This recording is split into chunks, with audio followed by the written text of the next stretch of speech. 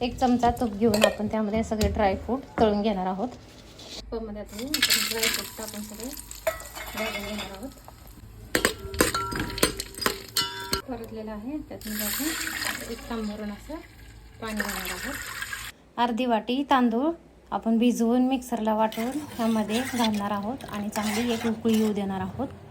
त्याच्यामध्ये आपण 2 लिटर दूध गरम करून घेतलेलं टाकणार आहोत. त्यामध्ये थोडंसं दूध शिल्लक ठेवायचं आणि त्याच्यात आतपाव हवा टाकून मिक्स करून ते दूध आपण ह्या खिरीमध्ये घालून घेणार आहोत.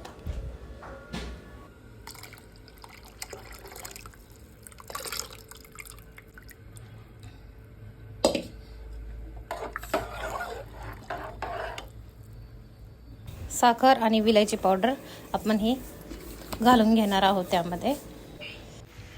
आपली खीर मस्त झालेली आहे. छान. नवीन व्हिडिओसाठी सबस्क्राईब करा.